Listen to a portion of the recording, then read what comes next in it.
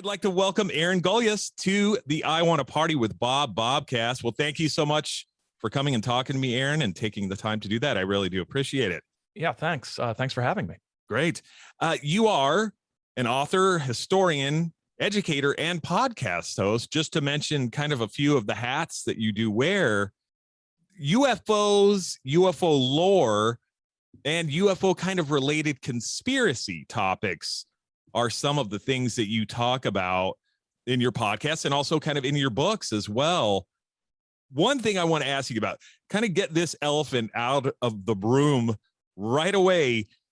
Reading a blurb about one of your books, it said you used to be a kind of shadow government conspiracy believing person. Is that right? Yeah, in a way. I think those early days, I'm in my mid-40s, and so the early days of internet access for me in college, when it was all very new there in the mid-90s, you happen across, I was going to say websites, but they weren't websites at the time. It was Usenet groups and FTP sites and things, and email lists and things like that, where you've got supposed government insiders talking about things. And I realized, pretty quickly that this stuff was all, several years old. And if it was true, then gosh, wouldn't the world look different than it does? Right.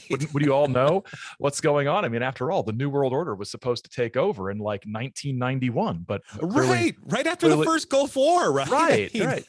Unless they did. And the big scam is that, that they keep it hidden. Right.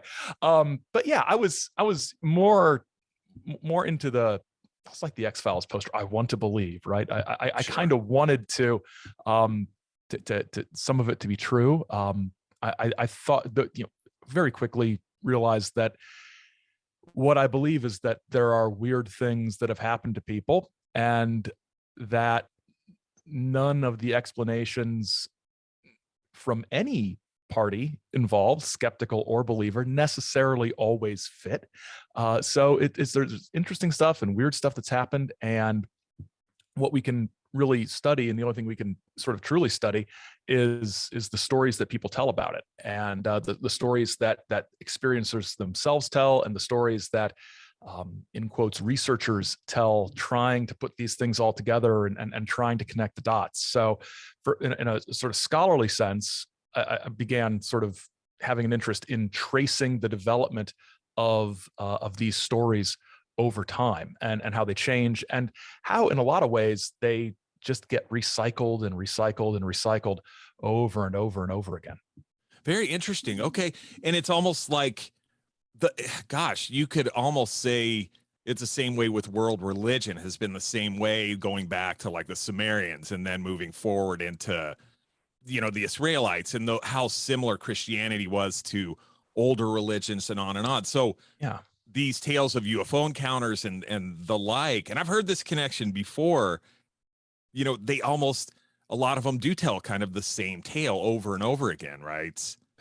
Yeah, and there are some similarities, and the group of people I'm most interested in have become known as contactees, people who claim to have had face-to-face or telepathic, in some cases, channeled communications or some kind of contact with usually human-like beings from other planets. Their big heyday was the 1950s and 1960s, but elements, especially channeled stuff, have continued on through today, and they generally share some similarities. They meet the space people, and the space people have a message for humanity. This message is generally about peace and harmony and developing human consciousness beyond the material level, and leaving behind things like war and violence and things like that. And so if you're sort of cynical or skeptical, you can look at it and say, well, these are just copycat stories over and over and over again. If you're a little more, I don't want to say gullible, but if you're a little more credulous, or you really want to sort of give everybody the benefit of the doubt, then my gosh, it's amazing that all these people are having the same experiences. Sure, there must be something going on here. So there's two ways to look at it. And you've got things like abductions, which, there's general patterns, and there's it's not always the sort of violent body horror probing type of abductions. Sometimes there's some abduction researchers who've said if you have a violent sort of bad abduction experience, it wasn't the aliens, it was the secret government agents who are trying to make the aliens look bad Right. and generate distrust. But you've got general patterns to these things. Yeah. Very interesting. Now, what made you decide, at what point in your life did you say, I really want to start looking into UFOs and kind of talking about it, and also the conspiracy side of things? I know you mentioned back at the beginning there that you kind of dabbled in it, an old BBS message board type stuff almost when you're in college. Was that really your beginning into this world of strangeness? That was, I mean, apart from library books as a kid, reading about which I found interesting. And then X-Files started when I was a senior in high school. So that was like the perfect sort of intersection of UFO books from the library, then the X-Files. Then I'm exposed to the nascent internet, all in a very quick sort of 3-year period. But professionally, when I was in graduate school, I needed a topic for my master's thesis, and it came down to Cold War flying saucer belief or Cold War professional wrestling. And I wow, what a choice. Both are fun, but I just I couldn't get my hands on enough Cold War professional wrestling material to actually do anything with. So it was flying saucers. And I tell students, you do better at something when you're interested in it. So, it's a topic I had an interest in. It's a topic I'd already done a lot of background reading about. So it just sort of worked out like that. And then later on, probably about 10 years later, I'm working and teaching, and I'm like, yeah, you know what? I've got this master's thesis sitting here. I could turn this into a book. And that sort of ended up becoming my my first book, Extraterrestrials in the American Zeitgeist. And then I started getting interviewed on podcasts. And then eventually I decided, might as well do my own podcast. Right. And, there's enough paranormal interview podcasts out there. It's about 4 years ago, I think.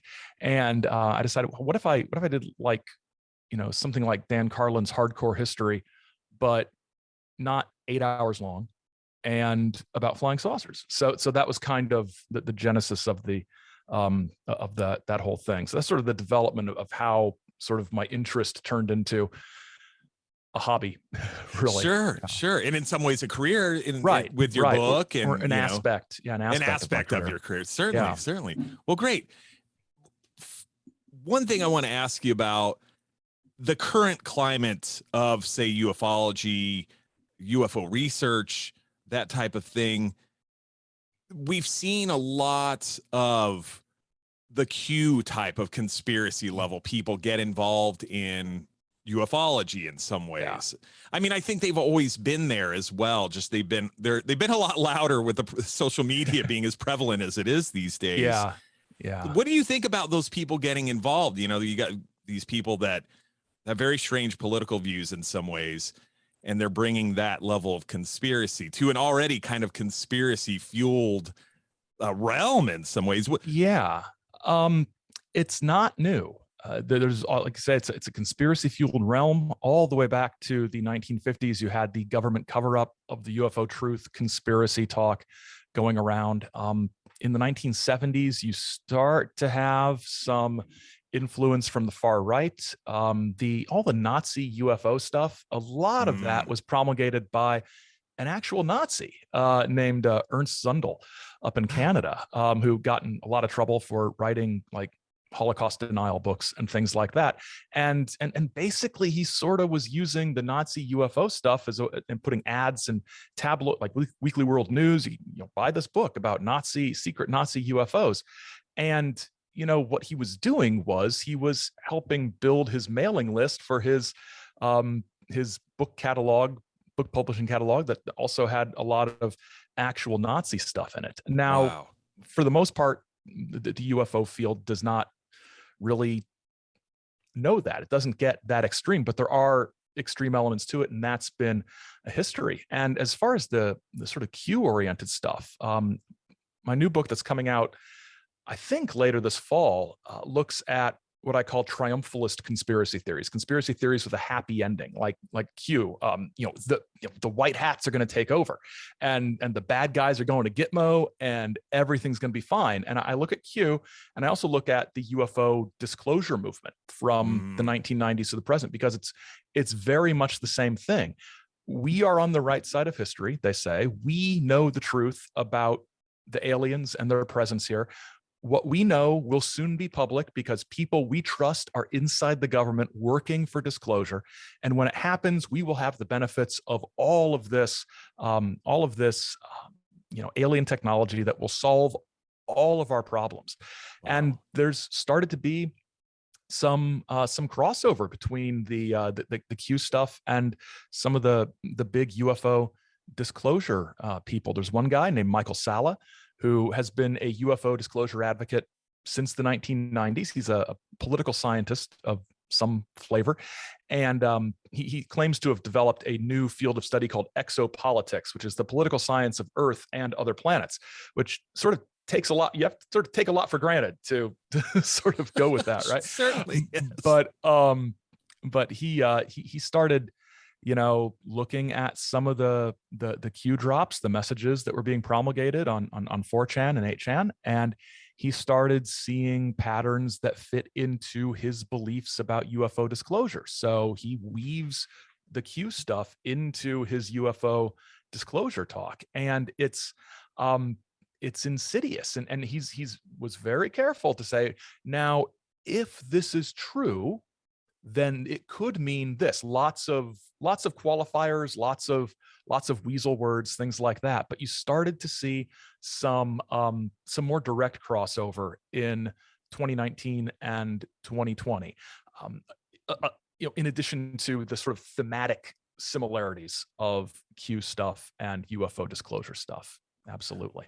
Wow. And now, I love what you said back there a couple minutes ago about some of these people, the conspiracy level people, saying once full disclosure happens, we'll reap the benefits of this technology that supposedly the government is hiding. It's going to solve a lot of our world problems.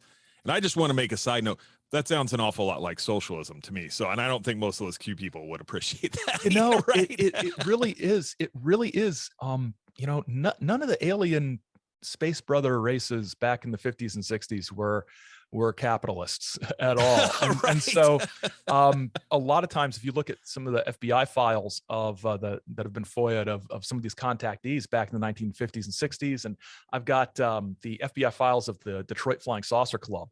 And it's really interesting because people would go to these Flying Saucer Club meetings and hear about, hey, we've, Furcon from Venus has a message about how material wealth and greed are bad things, and people are sitting at these meetings like, holy hell, this sounds like communism. And writing to the local FBI office and getting agents, wanting agents to investigate. Most of the time, what the feds were concerned about was not that they might have socialism on Venus.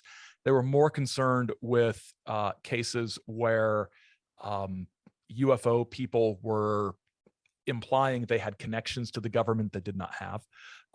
In some cases, posing as law enforcement officers or government employees when they were not. So there was, some concern among some members of the public that some of the UFO talk might be, suspect at best. But the feds generally, they were, concerned when the contactees were posing as officials when they weren't, or when they seemed to have lots of connections to people in other countries. Any sort of international aspect sort of got some scrutiny, just because it was a very sort of espionage laden time. And it was certainly a lot of blacklisting going on, and a lot of that. Yes, very paranoid time. Yeah, if any of the contactees had real jobs, they probably would have been blacklisted from them at some point. But most of them were able to, in a lot of ways, a lot of times they were self-employed and making a living with their UFO stuff in a lot of ways. So they lucked out. Most people with day jobs probably in the 1950s or 1960s wouldn't have risked that to become a UFO celebrity. Some did, but for the most part, these are people who were already in some ways on the fringes of society, and sort of embracing that and making that work. Certainly. I mean, I'd almost use John Keel as an example of that. Oh, yeah. For like kind of later times. I mean, more 60s. Well, that, yeah, like kind of you were saying, but wow, it's very interesting to me that anyone could survive off of writing a newsletter or a magazine about UFOs and a book here and there, and that would be enough to get by through their lives. Yeah. Right. Yeah, it's almost like something we can't comprehend right now because it's not how it works anymore, you know? No, I mean, the idea of being a full-time journalist on the paranormal beat is it's laughable. If somebody were to tell me that was their plan, I'd be like, you might want to rethink that. You because have a backup plan too, because that's not a plan. That's just a dream. A dream, right? And a hobby, a great Yes. hobby, a fun hobby at that. Yeah. But yeah, you may not make a living at that. No. Okay, your podcast, The Saucer Life. In the About section on the podcast website, there's a statement, and I love it. The Saucer Life is a podcast which explores the history and lore of flying saucers, or UFOs, if you like, through the lens of individual stories of encounters, sightings, concepts, or events. Stories is the key word. We are not interested in either proving or debunking anything. Rather, we're treating flying saucers as folklore. And what the question is, why for the podcast did you decide to take that angle of looking at it and talking about flying saucers and UFOs and the like from the folklore angle rather than any other angle? It really was a very sort of practical decision to not put myself in a position where I could be expected or would be expected to render a verdict on these things. I'm not in the business of determining necessarily whether or not a claim is true, whether or not an encounter actually happened, whether or not the witnesses did one thing or another that they said they did. Those things come up as a part of exploring the stories, but it isn't my goal to either, on the one hand, promote a story as true or to debunk it for the sake of debunking it, because I don't know, I don't find that as interesting as just exploring the story and how it developed and what the consequences of it were for the UFO field in general, or for the people involved or anything like that. So I think approaching these things as stories, as myth, as legend, as folklore, as relevant examples of what flying saucer culture is and has been over the last 70, going on 80 years. Right. I think that was a good way to look at it. And there really weren't a lot of people doing that sort of thing. At least not on a consistent basis. There's more now. But 4 years ago, paranormal podcasting was pretty much interviews. And some of them were great and some of them were not, but it was, the interview format sort of ruled, and I didn't want to do that. So I thought looking at the stories as stories and sort of emphasizing that the story aspect was the most is the thing that was best suited to what I'm good at, which is telling stories. Oh, very good. Yeah, I appreciate the angle, definitely, because it is something that I love very, very much. It's just any type of folklore or stories. And I love that you're saying, I'm not here to prove or disprove anything. Right. I just want to talk about kind of the history, the myth, the stories. It's beautiful. What do you find the most interesting regarding kind of UFO sightings, abductions, contactees, that thing? What really, gets you, say you hear a story, and what would make you say, oh my gosh, I have to talk about this one on the podcast because this one's great? Anything that makes it different than some of the ones around it. Because like I said, a lot of contactee stories tend to be kind of similar to each other, very samey. But there are some that are just weird and just different. There's a guy from California in the 50s named Orfeo Angelucci, who had a contactee encounter, but it was interesting in a sort of from a sort of storytelling way, because it was printed, his story was printed in kind of a self-published pamphlet, and then it was revised and expanded for a magazine, and then it was revised and expanded again for a book. And each of these sort of iterations of it had, you know, similarities and differences. So that was interesting to me. But also there were things in it that you didn't see in a lot of other contactee tales, particularly some sensory aspects. He's on the ship and he hears music. It's Earth music, though. He tells us what the name of the song is, and off the top of my head, I can't remember what it is. But he hears this music. They're playing music for him. They give him a drink. They drop this pill in a glass of ginger ale, and it dissolves, and he drinks it, and he basically has what looks like a psychedelic experience of some kind as part of these contact encounters. So things like that jump out at me. Other things, there's a guy named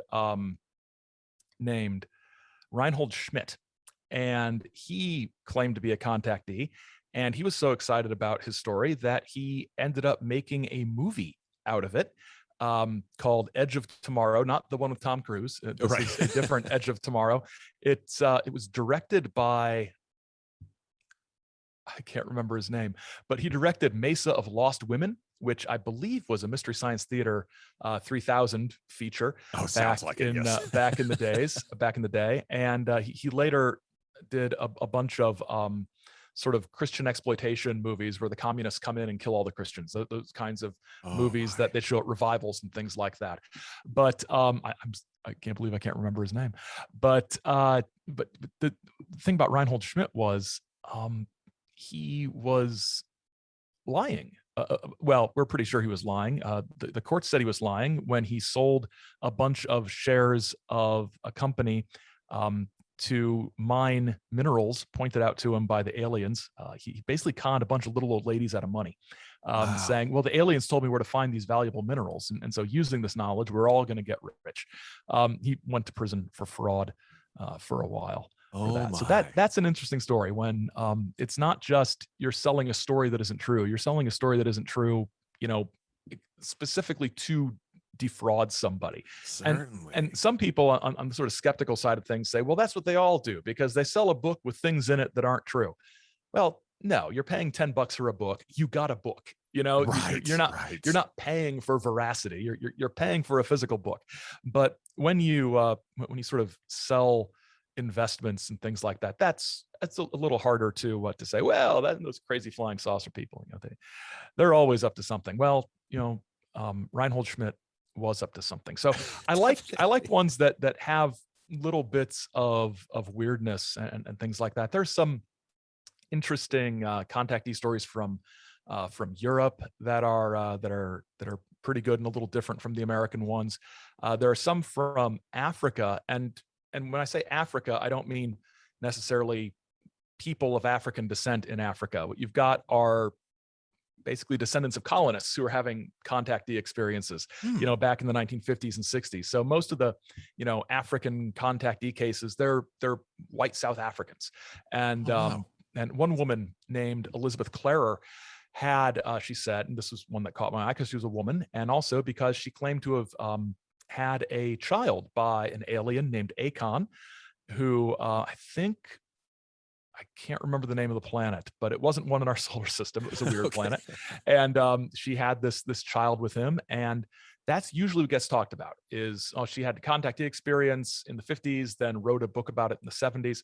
What usually gets left out, and what I sort of focused on more, was the fact that whereas, you know, contactees in California or New Jersey are, you know, fears of nuclear war, we must avert nuclear war. Clarer was talking about the impending race war that was going to engulf things, which from the point of view of a white English descended woman in South Africa in the 1970s, yeah, you're probably thinking that is probably more of a possibility for you in apartheid South Africa than a nuclear war. That's more of a concern. So we see, you know, how people try to deal with the social and cultural and political things through these contactee stories as well. And so that one jumped out at me as being you know, interesting and different as well. Wow, that's amazing. Yeah, that is so amazing, that just the tie between those fears that already exist in people, how that kind of comes out when they tell their contactee stories. Now, the next question, how big and important a part do you believe UFOs and sightings and all that are to American folklore in general? I mean, do you think these stories are kind of up there with the Johnny Appleseeds, with the Davy Crockett's, that type of thing? I think they are. I don't know that we see them that way because it's an ongoing thing. You know, and Johnny Appleseed and Davy Crockett and Paul Bunyan were, specific. You know, there were specific places and times, right? To an Where they era, were. very specific to an era, You know, right? Davy Yeah. Crockett, especially Daniel Boone and Johnny Appleseed, even though he roamed all around, basically the Ohio Valley, but Right. places like I'm originally from Fort Wayne, Indiana, and so Right. every fall is the Johnny Appleseed Festival, and in Johnny Appleseed Park. So, those things are sort of confined to a specific time, and UFO things are ongoing. But if we look at the longevity, if we look at the fact that you ask almost anybody on the street, what's a UFO? They'll be aware of it. Sure. Most people have heard of Roswell. They might not know anything about it, but they've heard of it and think it's kind of important and might have something to do with that UFO thing. You've got a consistent presence in the media, both in the sense of news and documentaries, but also fictional accounts and portrayals. Elements of what some people actually believe to be true about UFOs have been fictionalized and sort of almost people take for granted that a viewer will know what Area 51 is or know what a gray looks like. Sure. I think that the first time I really noticed this in a major way was Independence Day when it came out, because there were aspects to that, especially the government having alien materials and having done research on these things since the 40s at a secret base out in the desert. I mean, that's, it was presented as, the audience didn't need to know all of that history about Area 51 and all that to understand what was going on. But if you did know about it, you're sitting there sort of nodding as they go, oh yeah, they incorporated this. And then your inner nerd kicks in, and they got this wrong, and they got this wrong, and they got this wrong. So all of that stuff. But I think it's absolutely sort of a cultural force. The difference is you don't necessarily have a lot of, Johnny Appleseed truthers out there, complaining that nobody takes the tale of Johnny Appleseed seriously enough. And can we please have congressional investigations into Johnny Appleseed and his activities? It's, you don't have people out there, with proof of, this is the skeleton of Babe the Blue Ox. We found Paul Bunyan's axe handle. So it's, there's elements of the UFO thing that are mythical and storytelling, and there's other elements that are, there's no question that the Air Force has at various times taken an interest in the subject and officially, publicly, carried out investigations. Project Blue Book was sort of the public face of that, but they did it before that with Project Grudge and Project Sign. Just because they came to conclusions that UFO people don't like doesn't mean that the government wasn't taking it seriously to one degree or another. And in the news recently, we've had all of this stuff for the past few years with, the Defense Department, taking sightings seriously and video taken by the Navy and sort of differing accounts of who had which job in the Pentagon at which time. It becomes very, very confusing. And honestly, I find it very dull. If I never hear about a tic-tac shaped object sighted by pilots, I don't care. Gosh. It's like, and plain old UFO sightings don't really get me that excited either, unless a bunch of people see it all at one time, which is kind of interesting. But Fred saw a light in the sky. Well, good for Fred. What are you gonna do with that knowledge? You're gonna put it in the filing cabinet with a million other UFO sightings, none of which have solved anything one way or the other. If you've got a photo, that's cool, but it's never been easier to fake photos. Oh, and absolutely. to fake videos. So I think an interesting UFO photo from the 50s or 60s or even the 70s or 80s is a lot more interesting than, something somebody took recently, because, things can be faked. And with regard to the government angle, there's a history of, government sponsored or promoted disinformation about UFO stuff as well. So, Sure. you can't you trust no one, right? That's what Right. we learned. What all of us Gen Xers learned back in the 90s. Trust no one. We did. And didn't we? it's good. I mean, from birth we learned that. And it's good advice in the UFO field. Listen to people's stories and take from them things you find interesting, and look for patterns, but don't fool yourself that you're going to come to any conclusions that anybody else is sort of, compelled by ironclad logic to accept. A lot of these experiences that people have are so subjective and so personal that, it's a mystery. And I think the mystery is fun, and the mystery is kind of the point Yeah. in some ways. That's the fun part. That is literally the yeah. fun part. Because if it's not fun, like that UAP report was one of the least fun documents I've ever read in Yes. my life, right? And it's like, Yes. I don't care that much about this, Oh, great. Well, I see they're going to throw a bunch more money into research and study, which could be a good And thing, I guess. I I don't know. think that's the point, because I would be very interested to know who will be carrying out this research and study. Will it be the Right. government, or will it be outsourced to people who may have been the people putting the pressure on Congress to investigate things more thoroughly? So is this all just a money-making operation? Because there are organizations and people who've gotten quite a lot of taxpayer money over the years to do various things, who then end up being on the periphery of the UFO field. And it's a very sort of tangled thing.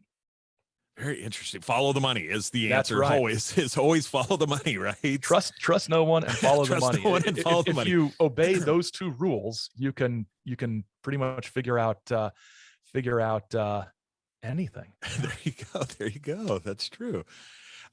I did want to ask, I've noticed you've had topics on the Saucer Life podcast that you've revisited several times, maybe some kind of favorite topics of yours, Bigfoot and Mothman or two Yeah. that I've seen you've kind of gone back to. Is there any real specific, do you have favorites that you really like to say, well, we're going to go back and talk about this again at another time as well as this time? I do. I think the Mothman thing I just got back from, I think, my third trip to Point Pleasant. I just like going down there. And I like the Mothman thing because it is a UFO story. There were numerous UFO sightings around there. And I think that one of the reasons I did several episodes about Mothman is I kept looking at it from different angles. I was looking at it from strictly from what newspaper accounts said and sort of tracing that. And then I was sort of looking at it from the point of view of John Keel. JohnKeel.com has a huge archive of Keel's letters and notes and things like that, because he wrote the Mothman prophecies several years after the actual event was in 1967. Mothman prophecies came out in the mid 1970s, and was very sort of crafted and shaped and things like that. It's a factual account, but it's not necessarily a journalistic day by day snapshot of what was going on. So if you look at Keel's letters back and forth with Mary Heyer, the newspaper writer there, from the Athens newspaper. I can't remember the name of the newspaper in Athens, but she was the Point Pleasant, West Virginia correspondent for the Athens, Ohio newspaper. You look at that correspondence, you see sort of how it parallels the newspaper stories, and it is sometimes a bit different from the eventual account in the Mothman Prophecies book. And Bigfoot, I just like, because there are numerous UFO crossovers with Bigfoot, and the hardcore flesh and blood Bigfoot types do not like the sort of paranormal Bigfoot thing. They do not appreciate it. No, they don't. They do not. It's just a hidden ape that we haven't found yet. Well, then why haven't we found it? I mean, what about all this evidence you say you have? What about the fact that every time somebody goes out Bigfoot hunting, it seems like they find some evidence of Bigfoot. No, nobody's really. Yeah, if Right. there's got to be a Bigfoot corpse somewhere. If it's just a big monkey or ape or whatever, I'm not a biologist. I don't know.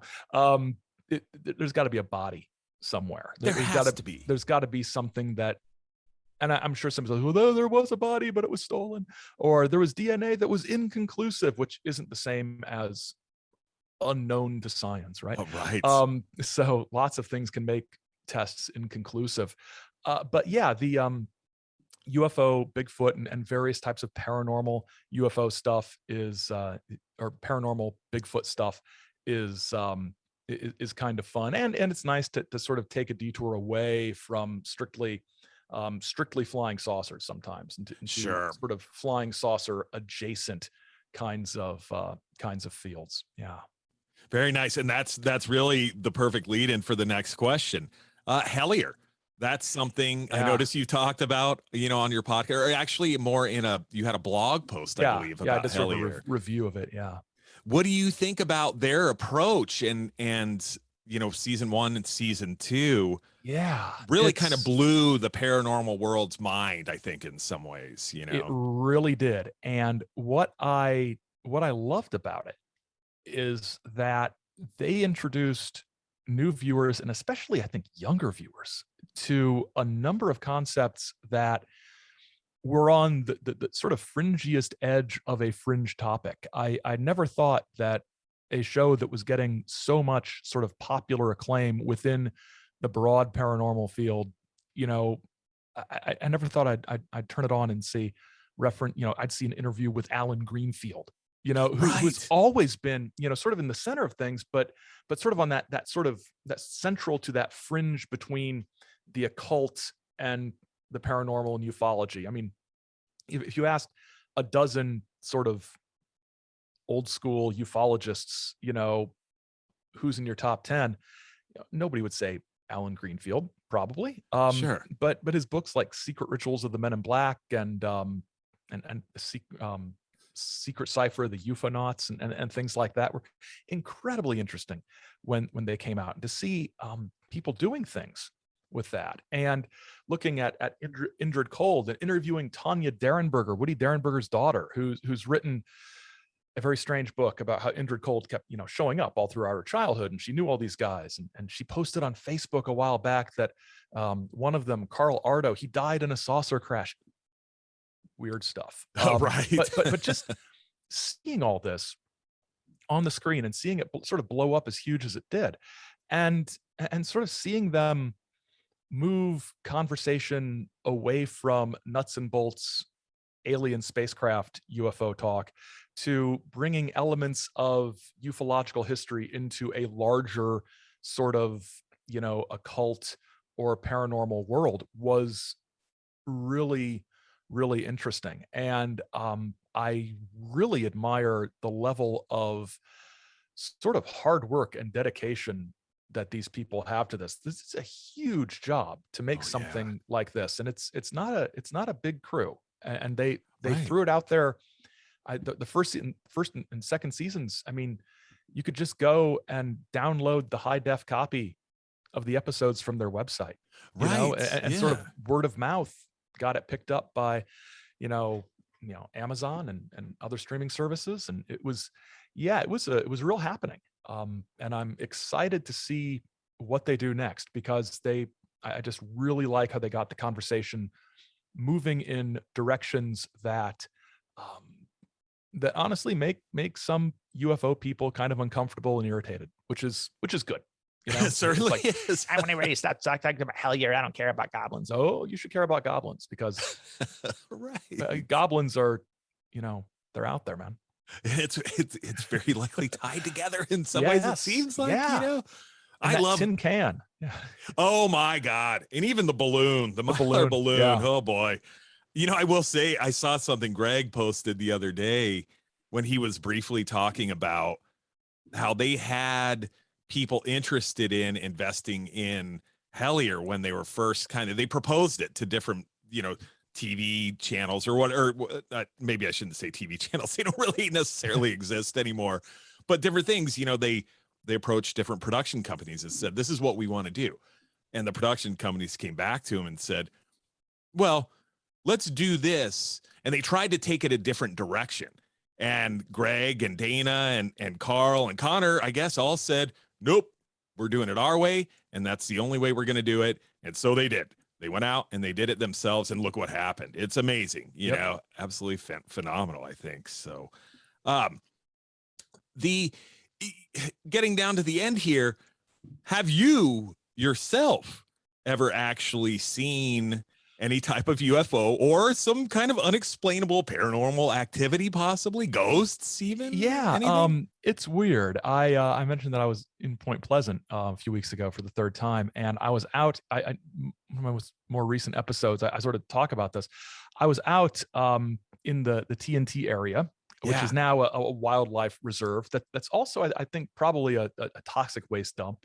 Weird combination of sort of rewilding this sort of horrible chemical industrial area from World War II and turning it into hunting preserves and things like that. But I was out there, and I was on this sort of dirt, gravel, very narrow road, and in front of me was, I'm not making this up, a black Cadillac, like the Men in Black supposedly drive, right? So it pulls over and lets me go around them, which I thought was weird, but I was like, they probably think I'm in a hurry or something.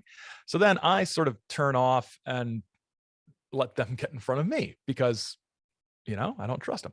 So I'm following this black Cadillac down this sort of gravel road, and I'm doing about 15, 20 miles an hour because it's really loose gravel. And I'm in a smaller car with front wheel drive, and I'm pretty secure, but I don't want to go too fast. This Cadillac is about 15, 20 feet, about 20, 25 feet ahead of me. It goes over a sort of rise and around a curve, and so do I. And when I do, they're not there.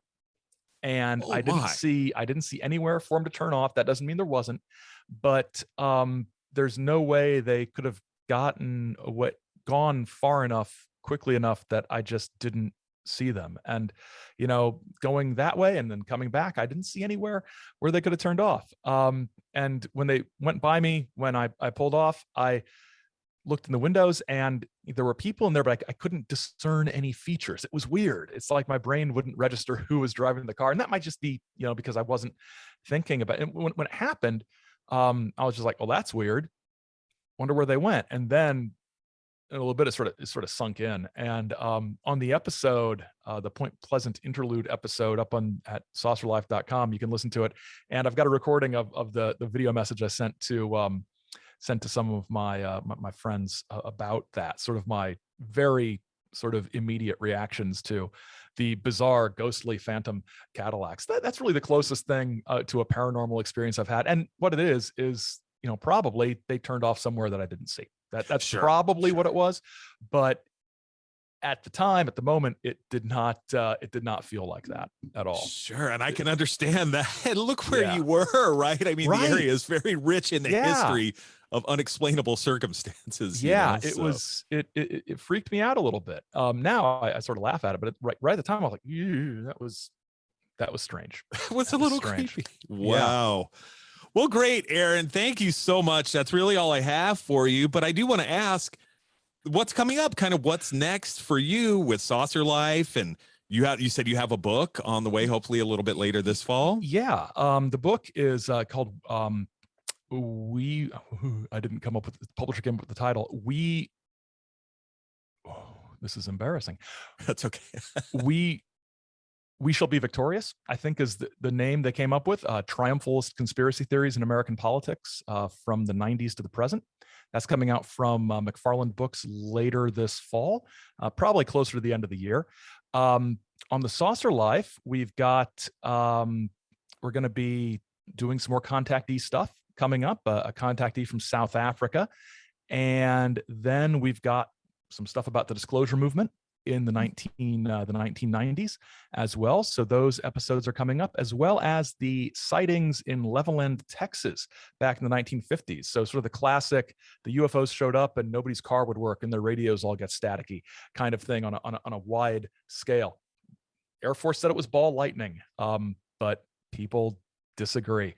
And coming later this fall also, we've got a new podcast coming called Great Lakes Lore that is going to be looking at weird history and the paranormal and strange, bizarre, sometimes fun, sometimes horrific things in the history of the Great Lakes states. And that's going to be me and Samantha, who's been on the show on the Saucer Life a few times. If you heard our Bigfoot conference episode, she was the one who went with me to that. So she and I excited to get started on that too, which also might have some UFOs pop up, but also Dogman and Sasquatches and murders with ghosts and weird stories about old mental hospitals and things like that. So it's two historians looking at weird history and sorting out the legends from whatever truth we can find.